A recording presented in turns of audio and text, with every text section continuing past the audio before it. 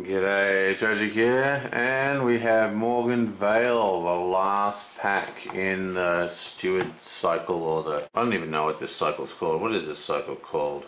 Gathering Shadow, Against the Shadow, that's what it's called. Okay, so Vale, last one. So what will this have for us? Who knows? Let us find out very soon. I really think this has been a really interesting set. I haven't enjoyed the quests too much. Well, no, sorry. Let me rephrase that. I haven't played the quests much from the cycles, but I didn't like the expansion. I found it too combat focused. You know, like just a massive combat. But the player cards have been extremely good. So hopefully the next cycle, which I might not get, I haven't decided yet. I am going to get the next cycle, I think. But I don't think I'm going to put it into a regular order. I might just buy the whole thing once it's released or something. Anyway, whatever. The point is that I haven't actually got around to playing a lot of these quests from this cycle, but I've used a lot of the player cards, and the player cards are really good. But that expansion pack and the battle keyword and the siege keyword, I haven't enjoyed that at all. I found that to be too drastic a change in the mechanics of the game for my taste. It was just like, well, this isn't really the game that I'd like to play. Like, I like to imagine that there's some kind of quest going on, like I'm traveling. Middle Earth is a lot more than just combat, but recently it's all been just combat. But anyway, let's get into this. So firstly, we've got Theoden. He is a 12 threat, which is horrendous. 2 will, 3 attack, 2 defense, 4 health. He's got Sentinel, obviously fantastic. Only if you're playing multiplayer though. We haven't actually seen any cards that trigger off Sentinel yet. They have added cards, like player cards, that trigger off the printed range word. So you can there's actually a point of running ranged characters inside a solo deck. But we haven't seen that for Sentinel yet, I don't think. Each hero with a tactics resource icon gets 1 will. That's an interesting one. Notice it does say printed, printed resource icon. Will is something that's very hard for tactics decks to achieve, so this is a good card for them, I guess. But at 12 threat, that's just crazy talk as far as I'm concerned. But then again, tactics decks are usually trying to draw aggro. Okay, so let's have a look at this guy. He's a leadership guy. He's a Gondor man. He's a 2/1/02. After the ship captain enters play, move 1 resource token from the resource pool of a hero you control to another hero's resource pool. Well, this is an interesting card. What's interesting for me about this card is that it's a 2 cost, which means that you have to, to use him at any point in the game, you need 2 leadership heroes. Otherwise, you can only play him every second turn. And his ability to move a resource isn't that great, because if you're playing him with 2 leadership heroes, you have to move one of those resources onto a hero onto another leadership hero, in which case you need another 2 drop for leadership for it to work. I don't know. It's interesting.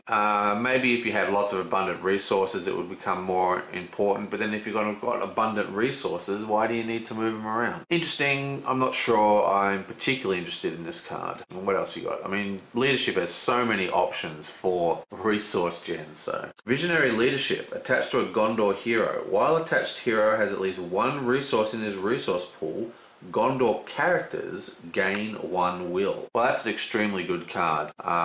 It's a little bit annoying because, if you're relying on their will, it's a problem. But the way I think this card is supposed to be used, instead of relying on will, you're using it as a 1 cost event to give everyone 1 will. So that's how you think of it. You don't think of it, oh, I've always got to leave 1 will up. We'll leave 1 resource on the character. You think, okay, it's in my staging step. I don't want to spend that will because I'm spending that on adding will to everybody. And you can do it every turn if you want. But I think it's more likely the case that you just, you'll spend it just to do it. Interesting card. I think this is actually a pretty cool card. I like this card a lot. I think it's good, and it's also, again, Leadership has a ton of resources, Steward of Gondor, which adds the Gondor trait, remember? So attached to Gondor hero, and it doesn't say printed, and the Steward of Gondor gives you the Gondor trait. So again, this is pretty cool card. This would combo very well with that Gondorian Flame card, because that's all about having tons of resources on. Spear of the Mark. Attached to a Rohan character, it is restricted. Attached character gets +1, +2 instead if the attacking enemy is in the staging area. Fantastic card. This is one of my favorite cards. I love this kind of card. Like I said, my decks are usually about attacking into the staging area and encountering deck control. And I mean, this is just all good. And guess who's a Rohan hero? Oh yeah, Dunhere. So basically that turns Dunhere.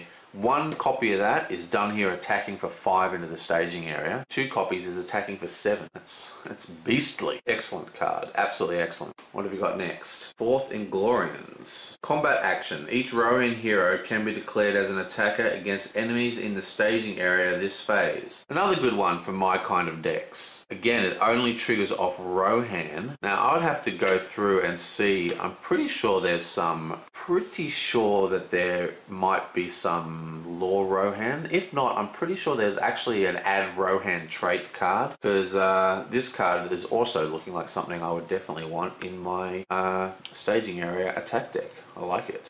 Steed. Okay, so this is like the really super weak version of Athelos or whatever that elf card is. That's just ridiculous. Attached to Gondor or Rohan hero. After attached hero commits to a quest, spend 1 resource from the attached hero's resource pool to ready attached hero. Well, that's fantastic. I mean, we've all seen Aragon since the core set, and this is basically an attachment that gives Aragon core set's ability to the character. Excellent, excellent card. So every single card has been good so far. They always make these last packs bonkers, don't they? What have we got here? Lay of Nindorial. Action. Choose a spirit hero. Until the end of the phase, that hero gets +1 will for each resource in its resource pool. Okay, so this is kind of like that Fiery Gondor card. It's an interesting card. I like it. The problem is, I find, is that, you know, Spirit is the card, especially in solo play, Spirit is the cards that you're spending the most. I mean, that's where Gradwell's Greeting is, that's where your Dwarven Tomb is, that's where your Northern Tracker is. I mean, some of the best cards in the game. That's where your Unexpected Courage is. Like, some of the best, without a doubt, cards in the entire game are in Spirit. So, unless you've got a Steward of Gondor or a couple of resourcefuls out, you know, the spirit heroes are the ones that usually don't have spare resources. Interesting card though. Again, Steward of Gondor changes everything, because that card's broken. What else we got? God, I'm not even going to pronounce that one. He's a Prospector. Response. After the Prospector enters play, discard the top 3 cards of your deck, then choose and shuffle 1 card from your discard pile back into your deck. I like this card a lot, actually. It's a pity it's not Spirit, but there is there's an increasing amount of cards that played from the discard pile. There's cards that trigger as they're being discarded now, even to allow you to draw cards. And what's interesting about this over many of those discard effects is that when you discard the card, you have the opportunity to save a really good one. Like sometimes you discard cards and go, oh damn, I wish that didn't get discarded. Well, this way you don't have to do that. So this is like a way to fuel the discard pile, but have more control over what goes into it. So I think that's a nothing but win. This is a good card as well. Neat. Oh, what's this? This is the last scroll attached to a lore hero this time. You reduce it by how many lore heroes you've got, so it can be as cheap as 1, and you discard it to play a lore event from the discard pile. Again, these make much more sense than the Spirit one, because the Spirit one, you know, you've got Dwarven Tomb, you know, you've got 3 copies of that anyway, so every single event is actually 4 events. But this way you can have, you know, another 3. Anyway, so interesting. Blank. What's wrong with my math? Everything. It doesn't matter. Okay, what have we got here? The neutral card, and we're already out of it. Hidden Cache. After Hidden Cache is discarded from your deck, add 2 resources to the resource pool for the hero you control. Action, spend 1 resource to draw a card. Well, there you go. This is an interesting card. Now, what happens is if you discard this card to the whatever it's called, the yard, then you will gain 2 resources, and that's pretty good, you know. So basically, just the act of discarding will give you 2 resources. And as I said, there's a lot of decks that are focused on that now. But you can also cast it as a 0 cost event to gain 1 resource if it's in your hand. So it's not a completely dead card.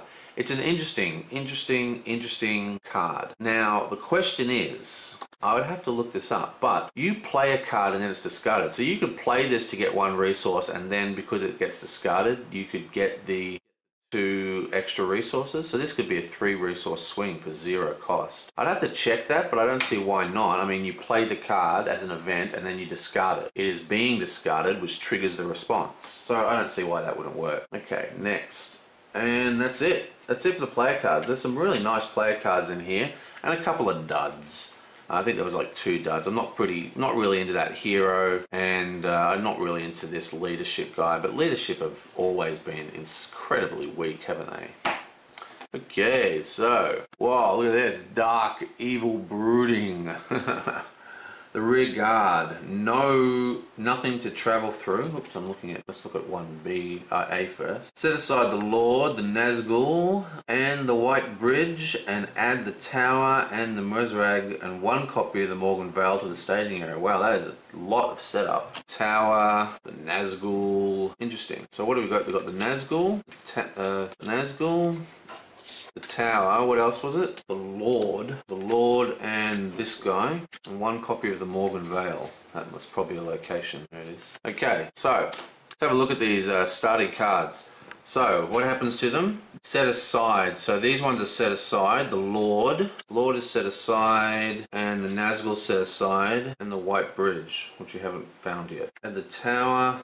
1 copy of the. So these get added to the staging area. So all we need now is the White Bridge. There's the blink. Okay.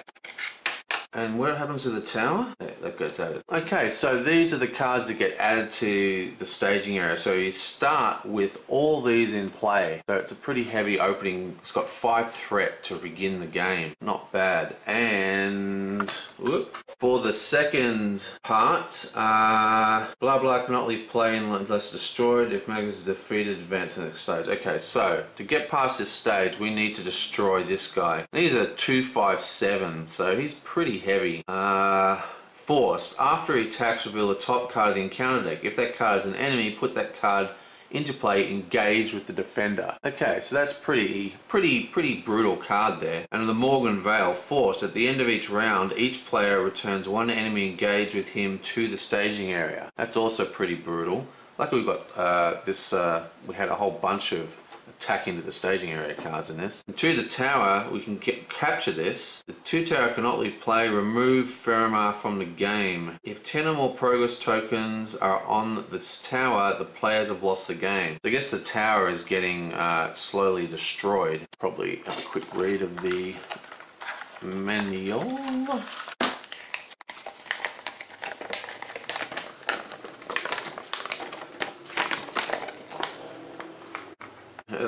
The captain enemy at stage, okay. Right, so what that means by remove Faramir from the game is that you cannot use him in a deck, okay? That's all it means. Okay, so, well, that's all very well and good. Now, this uses this thing called captains. This is obviously a captain. So instead of defeating it with questing, of course, because this is this weird cycle, it's all about combat. We have to just kill this guy to advance the quest. So it's kind of like a battle thing. Interesting. Okay, so then we go to 2A. When revealed, add Lord Acheron to the staging area. So 2A, we have to fight this guy. Force. When the Lord Acheron attacks, place 1 progress token on the tower. Remember, if there's 10 tokens on the tower, it gets destroyed. So 10 of these tokens, it gets destroyed. When Lord Acheron is dealt a shadow card with no shadow effect, he takes an additional attack after this one and gets another shadow card. Wow, he's a beast, and he's only 10 threat. Wow, he's vicious. Again, nothing to do, so we just have to kill this guy to win.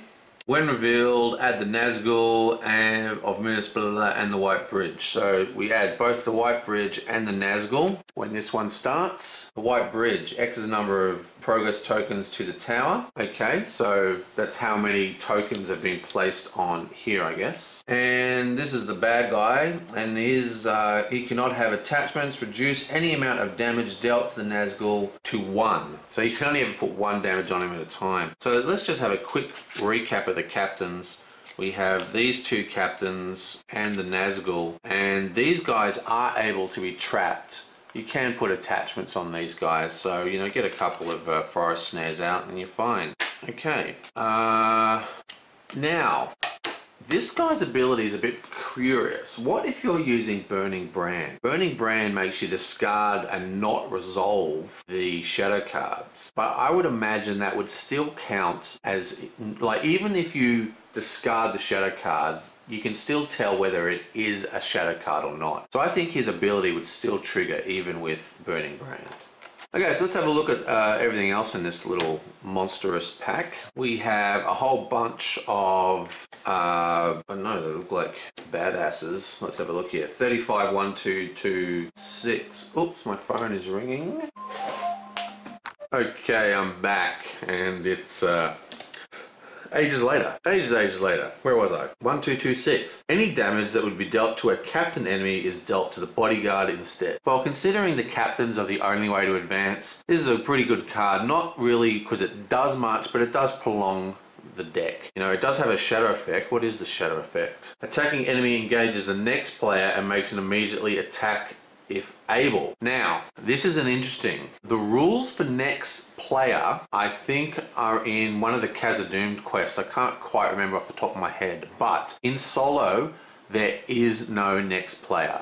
In solo, you are the first player and you are the last player, but there is no next player. So those shadow cards will do nothing.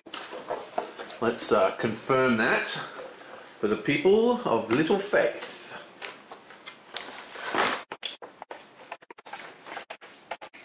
Here we are, next player.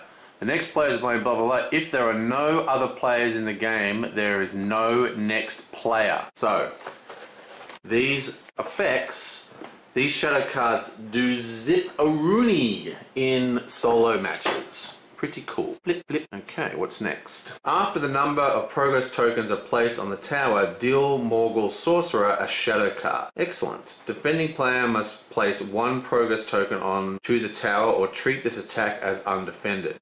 Interesting. Now, I guess this is an interesting thing. Deal a card. The forced thing is it deals it a shadow card, but this doesn't necessarily have to happen during the combat phase. So I'm not quite sure. Obviously, there is like many shadow cards that don't actually aid combat. They do other things, and I guess they would trigger. But if it's a combat trigger like plus attack, I don't believe this initiates an actual combat. It just deals a shadow card. Still, that is a very cool card. That's a bit different from something I've seen before.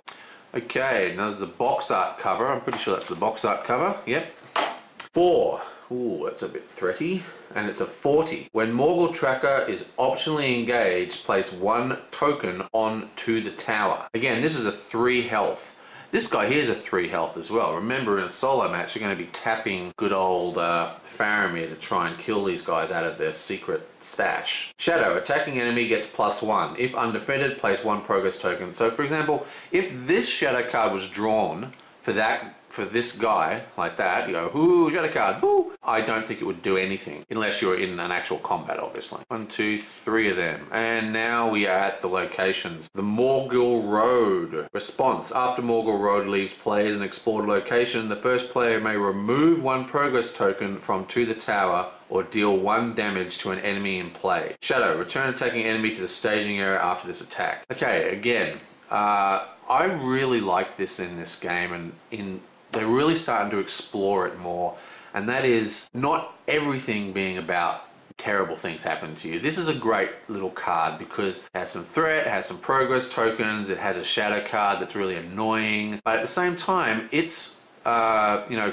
response for being cleared is a player choice about how they want to deal with this. Do they want to help their quest, or do they want to, kill a troll or whatever, you know, add that extra point of damage to some pesky monster. I think that's a really cool idea for a card. I do love it when I see locations, there's 3 of them, that have actual positive effects as well as negative, which is more common. Okay, so it's a 3/3, Force. At the end of the round, each player returns 1 enemy engaged with him to the staging area. So a lot of staging area conflict in this one. And remember, the monsters were very high.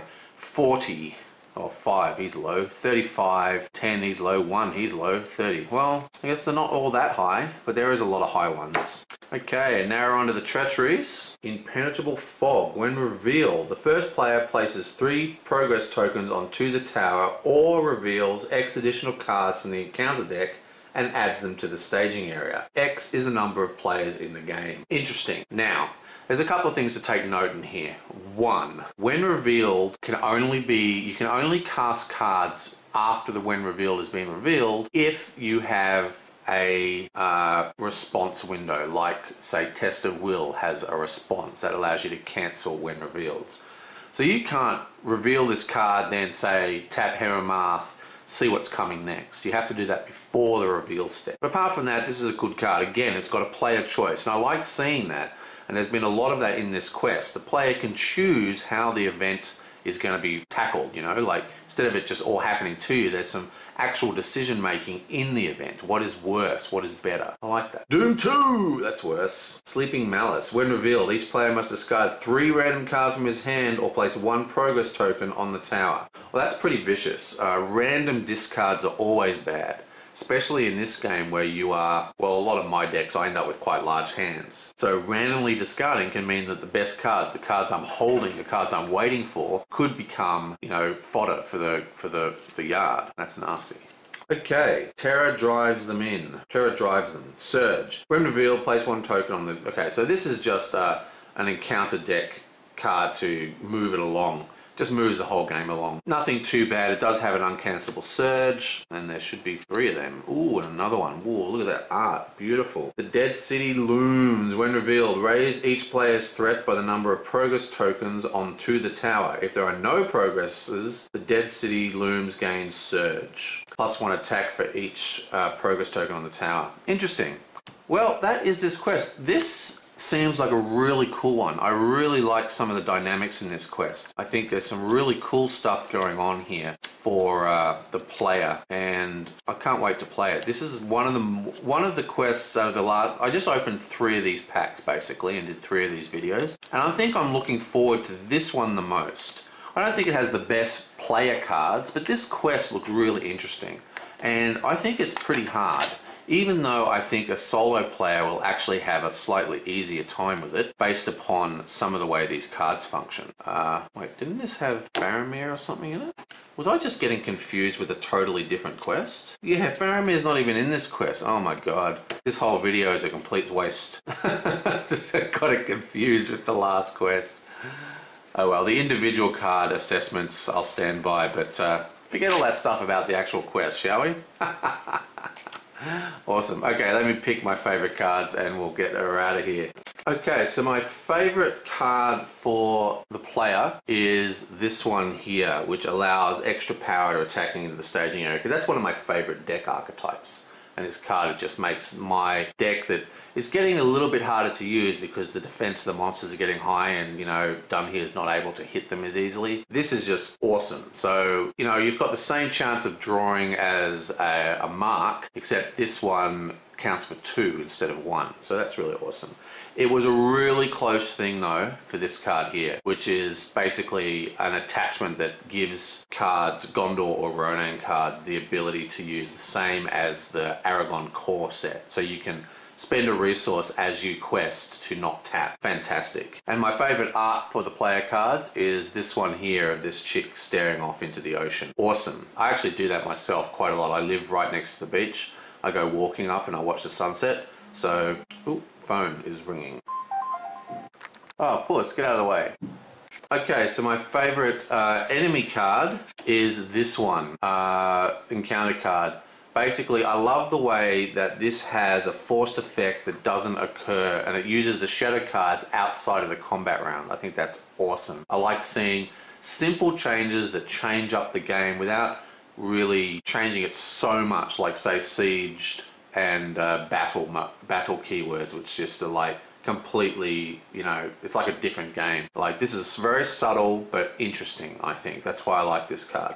And my favorite art for the encounter deck is this one here. Really, really nice colors. I love the green with the red. The red's a little orangey, you know, sort of stands out. It's a little bit standing out-ish, you know. Probably would have been better without that orange glow, but I do like the subtle graduations of color in here, and it's just an awesome drawing. And that's it. That's the end of my Lord of the Rings for now. Oh, I've actually got one more to do, don't I? I've got the Black Riders. Sweet! Catch you later.